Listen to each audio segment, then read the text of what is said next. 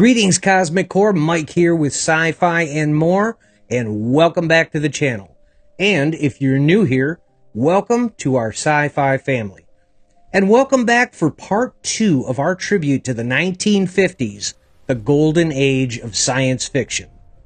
We hope you've had an opportunity to see part 1, and if you haven't, we have you covered. The link is in the description. And as always, thank you all for your continued support of our channel. Without all of you, we would not be here. Now, let's get into part 2 of the golden age of science fiction. Aside from the innovative, stunning effects, sound quality, and many well-thought-out narratives being written during the 1950s, other factors were being developed and were also having their first appearance in the 50s to deliver a movie experience in a widescreen format to a ticket holder of the 50s. In the 1950s, most Hollywood films had an aspect ratio of 1.37 to 1, similar to the boxy dimensions of the television screen. However, there were early experiments with widescreen formats in the late 1920s and early 1930s, such as Abel Gance's Napoleon in 1927 with its Polyvision and 3-screen projector system, and Fox Film Corporation's 70mm grandeur system used in 1930's The Big Trail. Both systems, however, were eventually abandoned due to economic infeasibility. However, with the rising popularity of the drive-in theaters in the 50s, the film industry launched major campaigns against television by advancing widescreen experiences, color, and scope in movies, specifically in 3 different formats: Cinerama, 3D, and Cinemascope. Paramount's Cinerama, introduced in 1952, was a breakthrough big screen technique that used 3 cameras, 3 projectors, interlocking semi-curved screens, and 4-track stereo sound to immerse audiences in the experience. The first film using this 3-strip process was This Is Cinerama in 1952, showcasing world vacation spots and a thrilling roller coaster ride. Despite a few box office successes, including How the West Was Won in 1962, Cinerama was ultimately abandoned due to its high cost, cumbersome equipment, and the waning novelty of it. Just like Cinerama, 3D movies offered immersive experiences to attract audiences back to theaters during the rise of television as well. These films use special cameras, projectors, and glasses to create a 3-dimensional illusion, making objects appear to come right off the screen, thus captivating viewers. Although 3D films had existed since 1915, they were targeted more to a niche market due to high cost and lack of standardized format. However, they became prominently featured in American cinema during the 1950s, aiming to enhance the interactive viewing experience.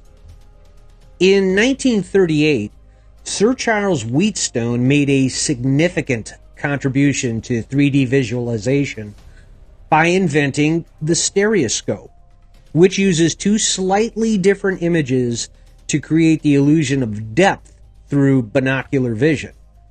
Although Wheatstone's work focused on still images, it laid the foundation for understanding how the human eye perceives depth, a crucial concept for 3D filmmaking. However, by the late 1890s, William Friese Greene, a British film pioneer, patented a 3D film process projecting 2 films side by side, which viewers merged using a stereoscope. However, this method was impractical for theatrical use. And then, in 1903, the Lumiere brothers presented the first 3D film, L'Arrivée du Train, or The Train Arrives. I don't speak French. And this film was so realistic at the time, it caused some audience members to jump out of their seats believing they were about to be hit by a train. But the science fiction and horror films from the 1950s utilized 3D technology as part of the era's innovative push in cinema. Movies like It Came from Space, The Maze, and House of Wax in 1953, Gog in 1954, and my personal favorite, The Creature from the Black Lagoon in 1954. However, there were issues with 3D in some cases, such as alignment, the necessity of special glasses, and eye strain for some viewers limited the long-term success of 3D technology during its initial surge. And let's not forget another pioneering format for the 1950s, which was created in 1953 by Spiros P. Skouras, Cinemascope. Mr. Skouras was the president of 20th Century Fox at the time and introduced the modern anamorphic format with an aspect ratio of 2.35 to 1 and later 2.40 to 1, nearly doubling the width of the previous Academy's format of 1.37 to 1. While the Cinemascope lens technology became obsolete due to advancements by Panavision, its anamorphic format persists today. Cinemascope's widescreen film projection process was widely used in the 1950s and enhanced the visual experience by providing a broader, more immersive view of movie scenery and action. Cinemascope created its widescreen effect using special anamorphic lenses that compressed the film horizontally during shooting and expanded it during projection. Its success prompted the adoption of various other widescreen formats, significantly transforming cinema and leading to a diverse widescreen projection techniques and standards used in the film industry today. French inventor Henri Chrétien developed and patented a new film process called anamorphoscope in 1926, which later formed the basis of Cinemascope. His process used hypergonar lenses that produced images twice as wide by compressing them laterally during filming and expanding them during projection. Unfortunately, despite his efforts, the motion picture industry at the time initially showed little interest in his invention, and they were not sufficiently impressed by it either. The first film to use Cinemascope was The Robe, which premiered in 1953. Directed by Henry Koster, the biblical epic was significant not only for its use of the groundbreaking widescreen format, but also for its historical and religious narrative. The implementation of Cinemascope in The Robe allowed for stunning panoramic visuals that captivated audiences and demonstrated the potential of the technique. The success of The Robe marked the beginning of Cinemascope's widescreen adoption in the film industry, as studios sought to lure moviegoers away from the growing popularity of television. This led to 1954's Walt Disney Productions' 20,000 Leagues Under the Sea to be the first science fiction film in the 50s to use Cinemascope. With Cinemascope's widescreen process that allowed audiences a more visually impressive movie experience, this became a direct contributor to the film's success and popularity. Based on the classic novel by Jules Verne, 20,000 Leagues Under the Sea became noted for its special effects and production design, setting a precedent for future science fiction films. Now, to be fair and historically accurate, there was a fourth enhancement in development for theaters in the 1950s called Smell-O-Vision or Smell-O-Rama. Smell-O-Vision was a film industry experiment in the 50s that released aromas into movie theaters during film screenings so that audience could smell what was happening in the movie. The system was invented by Hans Laub and first debuted at the 1939 New York World's Fair. However, the technology was largely forgotten for years until producers of the 1960 film Scent of Mystery contracted Laub to perfect it for their movie. In Scent of a Mystery, the system, called a smell brain, released 30 different aromas from perfume bottles into the theater when triggered by the film's soundtrack and connected to individual seats. For example, the recurring smell of pipe tobacco helped reveal the film's main villain, who was mostly seen in shadows and silhouettes. It is worthy to note that outside of Laub's creation, early attempts to incorporate aroma into movie theaters were made by theater owners rather than being part of the films themselves. This technique often distracted the audience from the film and required large amounts of perfume due to the size of the theaters. The human nose also had difficulty transitioning between aromas, leading to muddled smells. Interestingly, Walt Disney was the first filmmaker that considered adding aromas to his 1940 film Fantasia, but ultimately decided against it due to the cost. Laub's technique, initially called Scentovision, used a system of pipes connected to the individual seats, allowing the projectionist to control the timing and amount of aromas via a control board. The first film to use this process was the 35-minute Mein Traum, shown on October 10, 1940. Although the technique was praised for producing aromas as effectively as a soundtrack produces sound, at least according to a 1940 New York Times article, Laub decided to return to Europe in 1946 to market Scentovision, but was unable to interest any film or television studios of his invention at the time. Further attempts with releasing aromas timed to key points in a film happened at the Vogue Theater in Detroit, Michigan in 1940 with Boomtown and the Seahawk. But in 1955, Laub, with backing from the Stanley Warner Corporation, showcased a working model of his scent system at the Cinerama Warner Theater in New York with a 10-minute pilot film. And by 1957, Laub and his partner, Burt Good, had obtained a U.S. patent for this system. Unfortunately, Smell-O-Vision never really worked as effectively as intended and never truly caught on.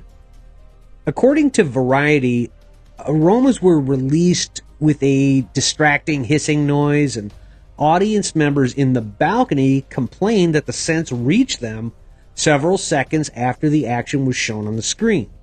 In other parts of the theater, the odors were too faint, causing audience members to sniff loudly in an attempt to catch the scent.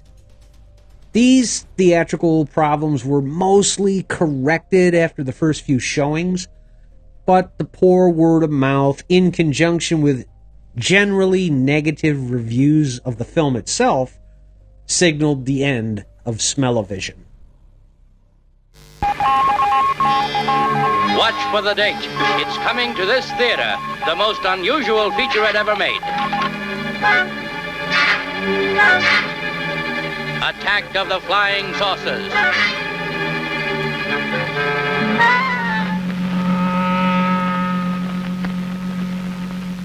Do we have visitors from space? Are the many sightings fact or fiction?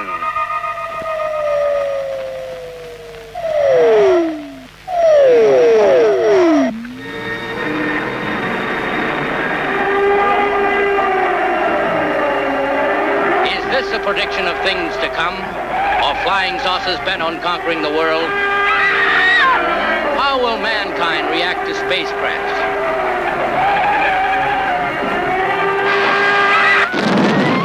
Was Air Force Captain Mantell really killed by flying saucers? Captain Mantell to Godwin Tower. I've sighted the thing. It looks metallic. And it's of a tremendous size. Now, for the first time, learn the truth about this awe-inspiring subject. See Attack of the Flying Saucers, the most gripping short ever photographed. Despite attempts to enhance the theater experience and the successes of developing and enriching visual experience in sci-fi and films in general, as I mentioned in part 1, for something that was full of firsts for the genre, we need look no further than the beginning of the decade at a vision of how a voyage to the moon might look. And for that, we look towards 1950's Destination Moon. Destination Moon is often credited with bringing a greater sense of realism and scientific accuracy to the science fiction genre, while also portraying space travel with a focus on accurate physics, such as the effects of weightlessness, the vacuum of space, and the challenges faced by astronauts. Destination Moon is a 1950 American science fiction film in Technicolor, produced by award-winning producer George Pal. It was a pioneering film as the first major U.S. sci-fi film to explore the practical scientific and engineering challenges of space travel, depicting a crewed mission to the moon. Renowned science fiction author and aeronautical engineer Robert A. Heinlein contributed greatly to the screenplay. Destination Moon was notable for its realistic spacecraft design, accurate portrayal of lunar landing procedures, and realistic depictions of spacesuits and zero-gravity movement, all based on real scientific principles and expert consultations.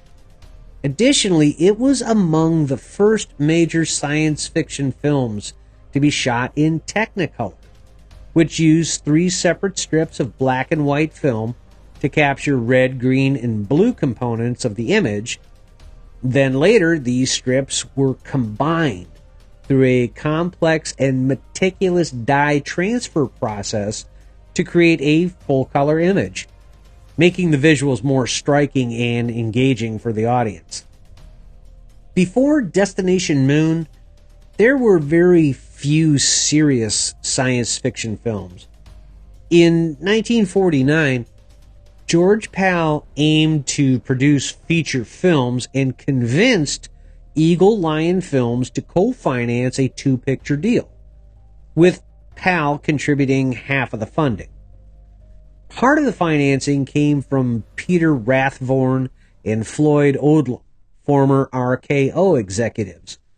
The first film, The Great Rupert, featured a puppetoon-like dancing squirrel starring comic Jimmy Durante, which unfortunately flopped at the box office.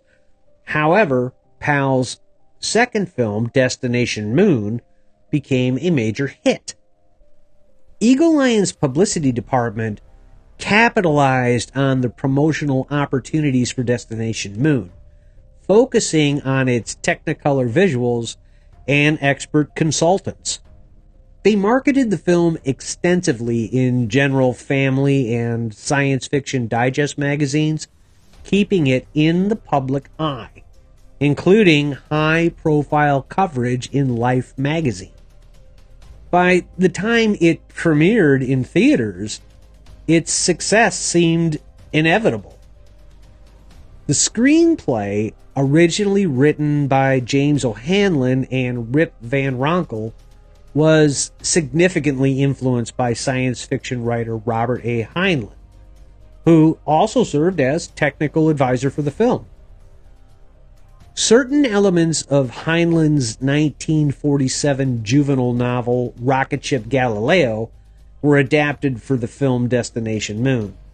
Heinlein also published a tie-in novella based on the screenplay in September of 1950.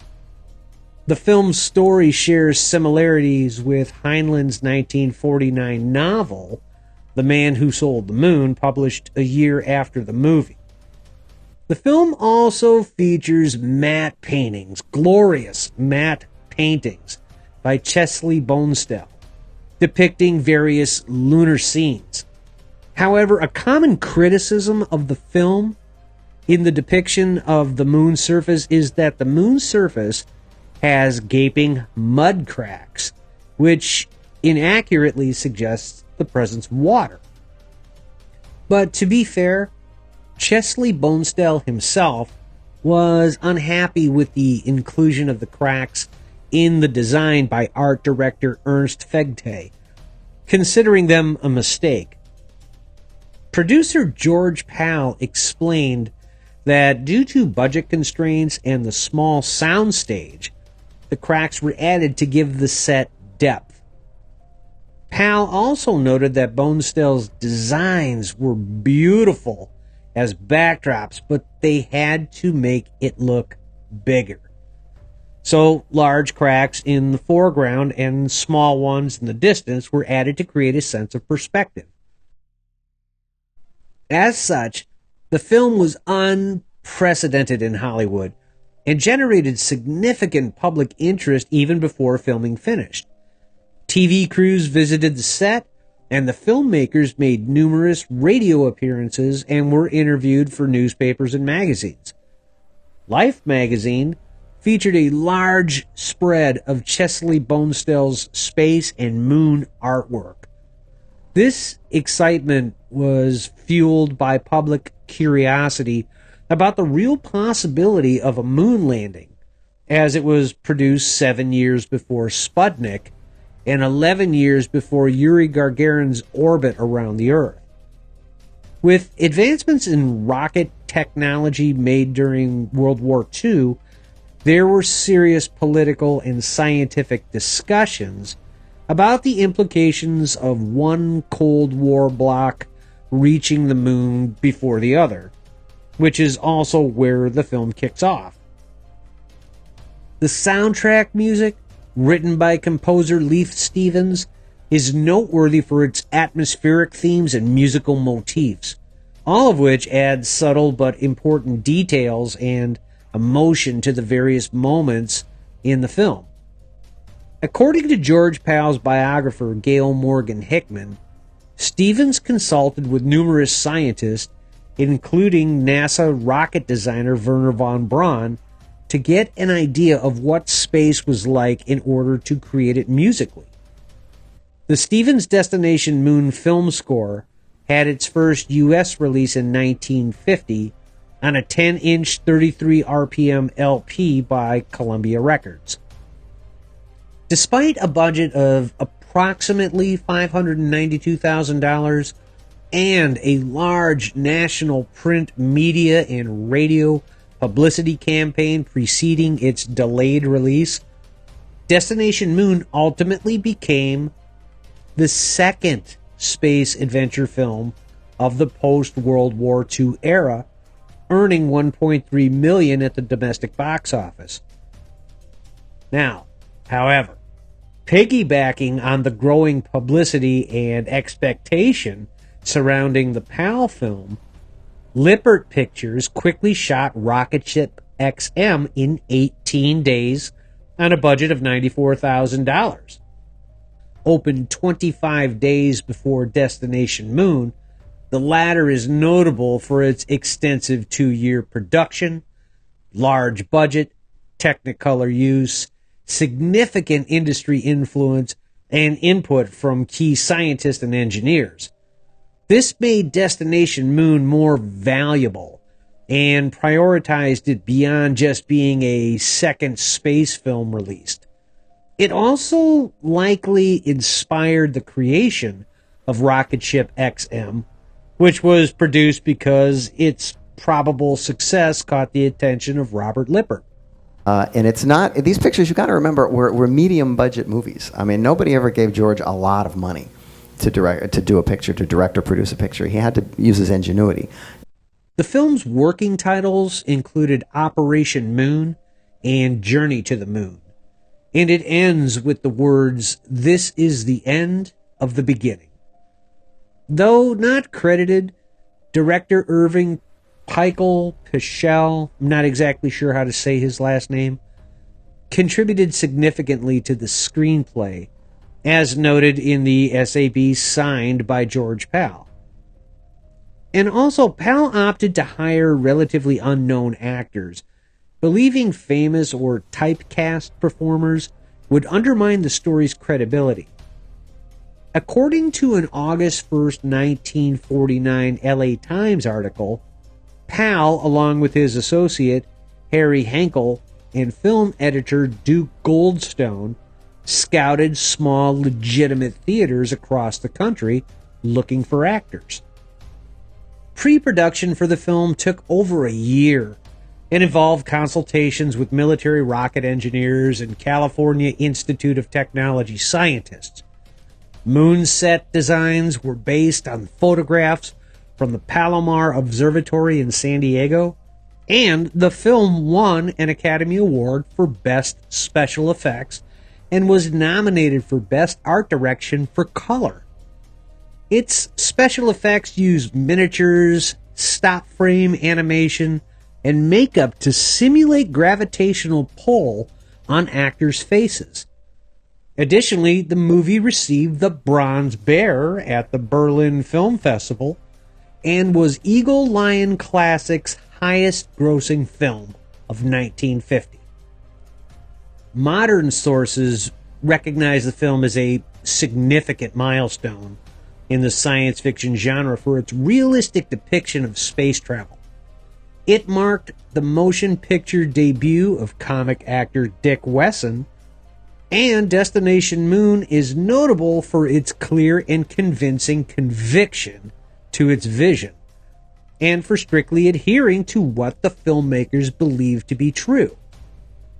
Destination Moon is considered a classic among 1950s science fiction films, but remains one of the least known and most underappreciated. Its technical accuracy, documentary-style approach, and serious tone make it significant, but less entertaining for the casual viewer. It lacks the cheap thrills typical of the genre, which ironically diminishes its popular appeal with the casual viewer. Destination Moon is a pioneering science fiction film in the truest sense of the word that is best appreciated by viewers who recognize its historical significance and approach it with goodwill.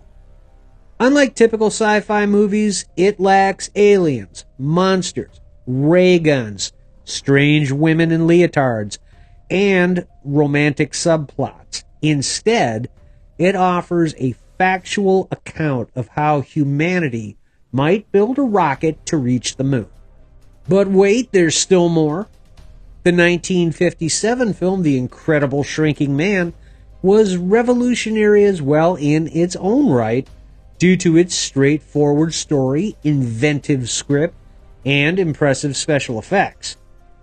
The adaptation of Richard Matheson's 1956 novel improved on the book by adopting a linear narrative and removing the complex flashback plot elements, while at the same time also removing some unsavory plot elements featured in the book that could have disrupted the film's rhythm.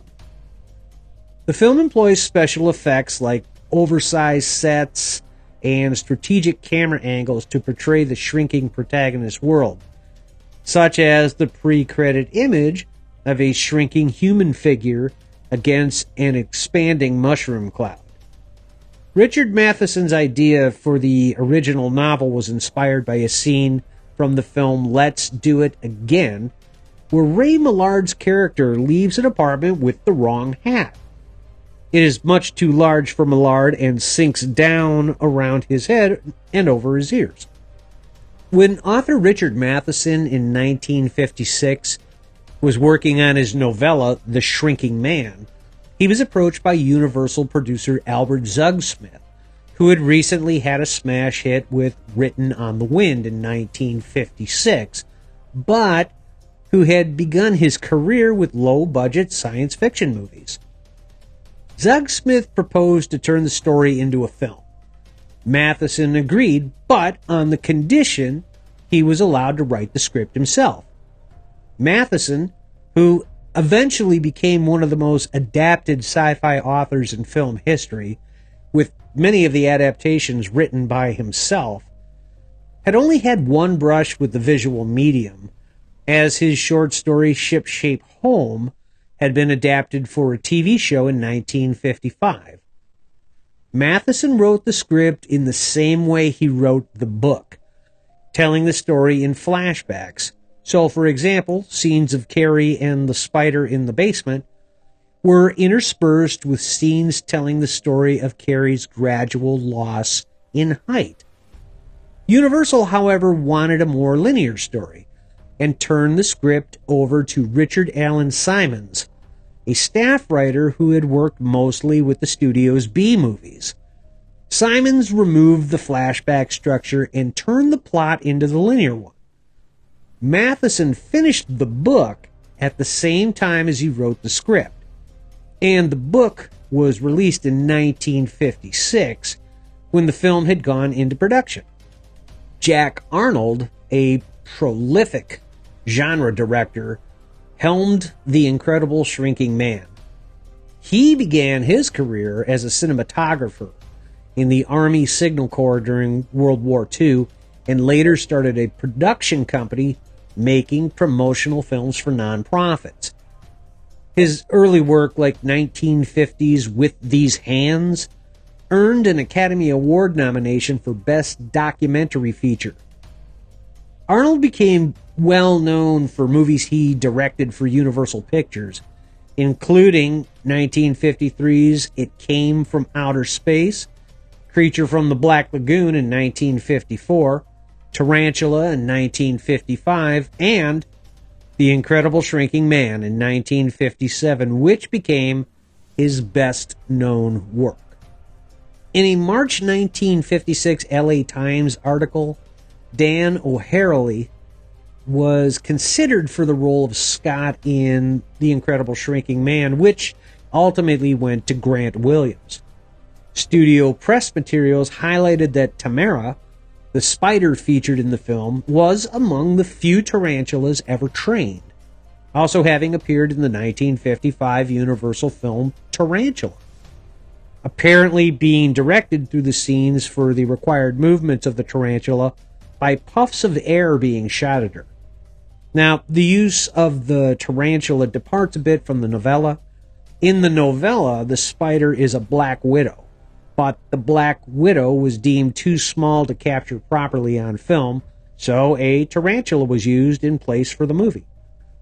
The special effects team at Universal faced significant challenges, as described by visual effects experts Ben Burt and Craig Barron in a New Editions interview.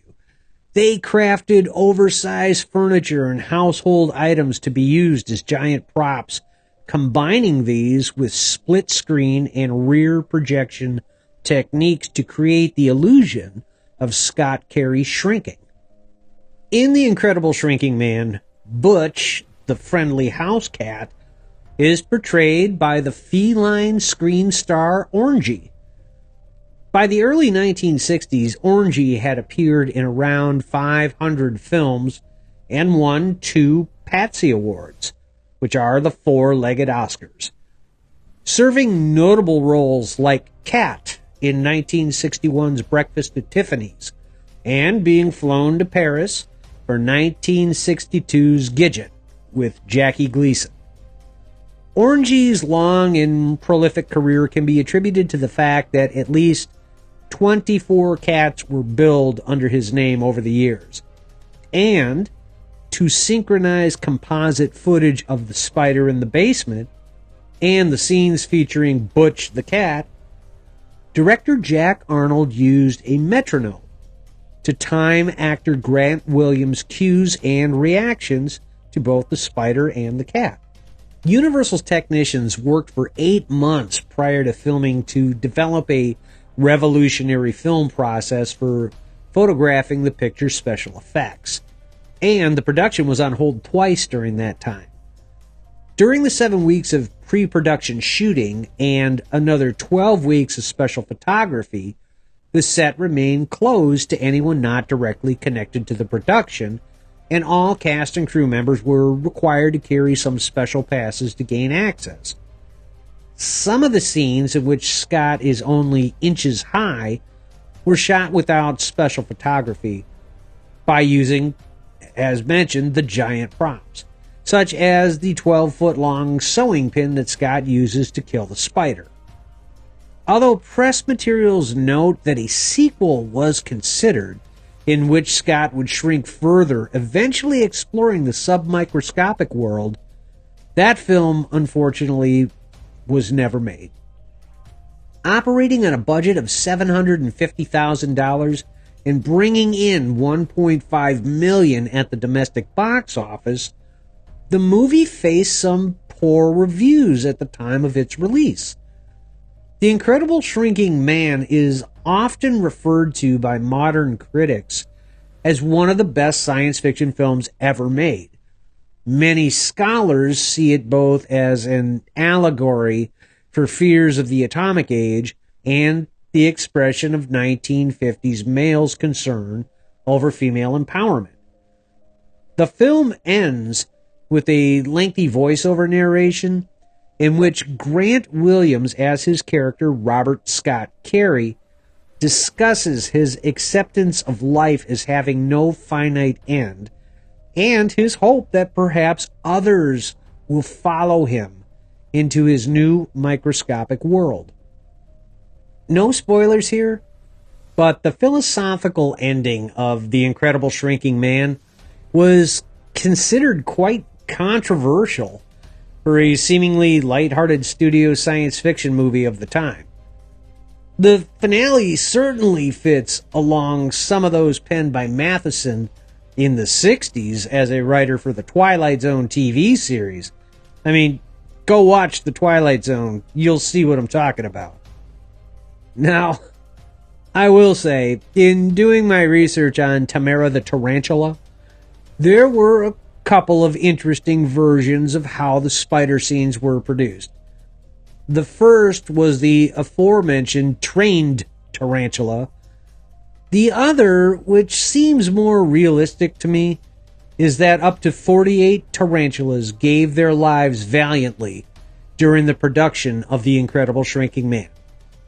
This one seems more grounded in reality, much like multiple versions of Orangey the Cat, which explains Orangey's long career. However, I do like the trained tarantula account. That, to me, is a better story. Even though the multiple spider account seems to completely debunk the idea of the trained tarantula. But what version do you guys prefer? Let me know in the comments below. Now, I did want to address a really good question I had received in the comments from part 1 of this series that I posted a couple of days ago. The question was, is the prop ship from the day the Earth stood still around today? While I could not find anything definitive of the fate of the full-size model of Klaatu's ship for part 1 of this series, I took another look for this video and still could not find anything definitive for the full-size mock-up. However, what I did find was the miniature ship that was auctioned off at Julian's auction house to the stars in 2003. The miniature flying saucer spaceship, crafted by Bill Abbott for the 1951 classic sci-fi film The Day the Earth Stood Still, is mounted on a stand for display. This iconic model, made of silver-painted fiberglass and featuring a small triangular opening, was used in the movie where the alien Klaatu and his robot bodyguard Gort issue a warning against atomic power for conflict. Designed by art directors Lyle Wheeler and Addison Ayer, and brought to life by Abbott, Ray Kellogg, and Emil Kosa, this 1/24th scale miniature exemplifies the film's creative excellence. The flying saucer model from The Day the Earth Stood Still was one of the first to use an optical matte process to simulate flight. Award-winning visual effects master Greg Jean salvaged and preserved the model after it was sold by 20th Century Fox and exhibited until 2003. Previously, it was displayed by the American Film Institute at Disney MGM Studios in Orlando, Florida. The model is notably featured during the iconic landing scene on the baseball field in Washington, D.C., where it is initially shown as an oval of light, then seen more clearly as it glides over the Washington Monument. The miniature sold at auction for $26,000. Not too shabby. I've included a link in the description if anyone is interested in seeing the details of the sale of this prop, or take a look to see what else may be coming up for auction. These science fiction films from the 1950s were more than just entertainment. They were a cultural phenomenon, inspiring generations to dream bigger, think deeper, and look beyond the stars. In the 1950s, science fiction wasn't just a genre. It was an awakening that forever changed how we see our world and imagine new ones. And there you have it, Cosmic Core. We hope you have enjoyed part 2 of our tribute to 1950s science fiction. And stay tuned. Our conclusion to the series, part 3, will be posted very quickly behind this one. And if you enjoyed our video, please be sure to hit like and share the video. And if you feel we've earned it, please be sure to subscribe to our channel. It's one click for you, but it means the world to us. Also, if you are looking for additional science fiction content, be sure to check out our companion channel, Sci-Fi and More Fun News, for updates happening in sci-fi currently. I posted the channel link in the description below. Thank you all for now, and have a great galactic day.